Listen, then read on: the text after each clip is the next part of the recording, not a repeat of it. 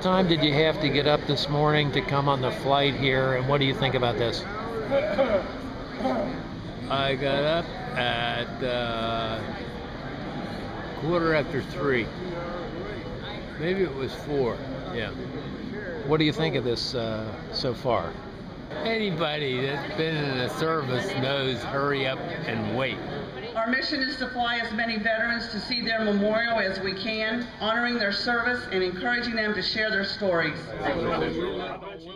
Everybody had to sign up for the draft when you were 18 years old. All the guys that were 18 that I went to school with and knew friends and that, they all volunteered and went in the Navy.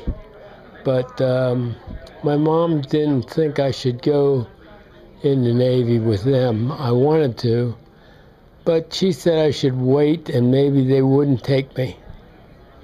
They wouldn't even draft me. But she was wrong, I guess, because they did draft me.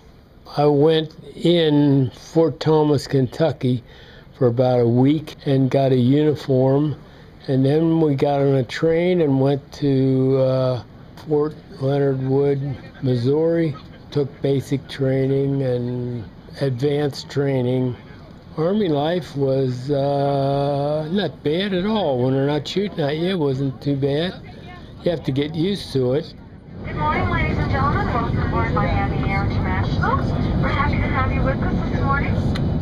We were on the ocean about 2 days away from England when they announced in the morning that it was D-Day. They were invading Normandy. I was on the ship. I was in England for about a month when we went over to France. We left about 5 o'clock in the evening to go to France, and it was really, really rough on the English Channel going over to France. And about midnight or so, I thought we were in France. Here we were in England. The boat turned around and went back to England because one of the other ships broke in half. It was so rough. The next afternoon, it was real calm, and it was about noon, and we took off for France then. When we landed, the bottom of the boat was flat. We were all up on deck looking at the water. Couldn't see any land. There's just water all the way around. They told everybody, it came over the loudspeaker on the ship. It wasn't a real big ship. They announced over the loudspeaker that we should all go downstairs and gather up all our belongings, get all our stuff, because we're about ready to get off. And when we got back up, we were way half a mile or a quarter of a mile away from the beach, and in back of us was beach too. We got off the ship and didn't even get our feet wet. When I was in Fort Leonard Wood, Missouri, I was with the 75th Infantry Division. When I went to the East Coast, we were separated, taken out of the 75th Division, and we didn't have any division. We were called replacements for guys that got wounded or killed or something like that.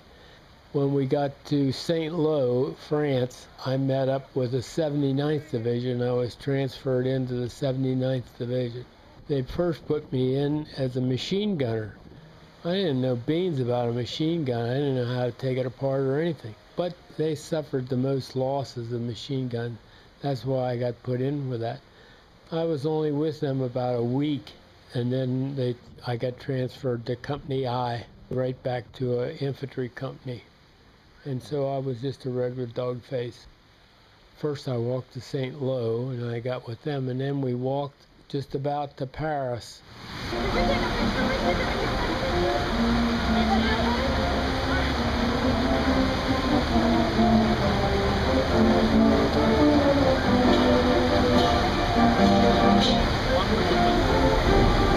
At first we were heading for Paris, but then when we got close to Paris, the Free French took over and they liberated Paris. That was a political thing.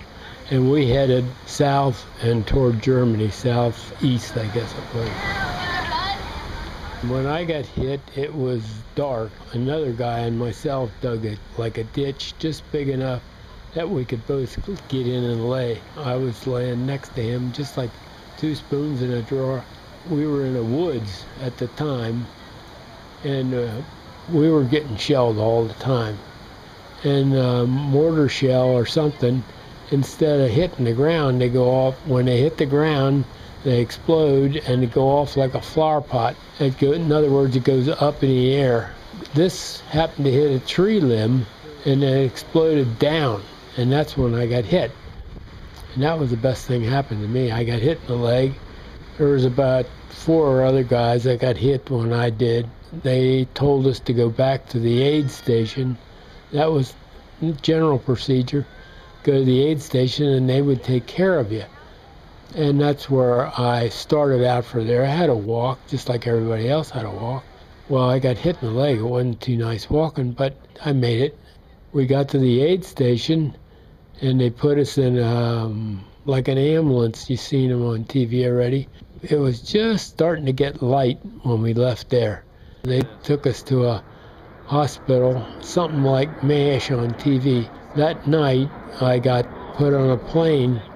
I was asleep all that day. And that night, they put me on a plane. I had my first plane ride.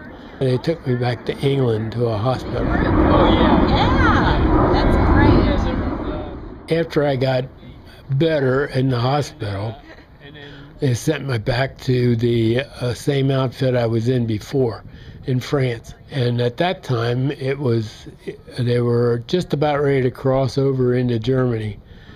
And I stayed with those guys until when the war was over. To go home, everybody had a point.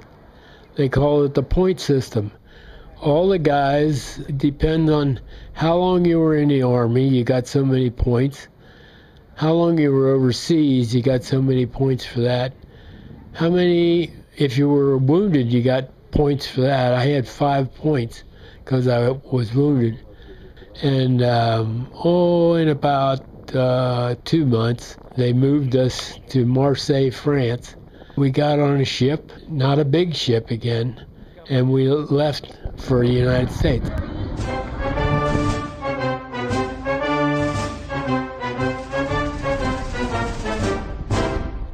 When we went to Washington to see the memorial of the different wars, I thought that was really handled great. I think they had it down pat, all the different things that we had to do and places we were going, and I was really amazed. The memorials are great. We went first to the World War II memorial. I've never seen that before. That was really nifty.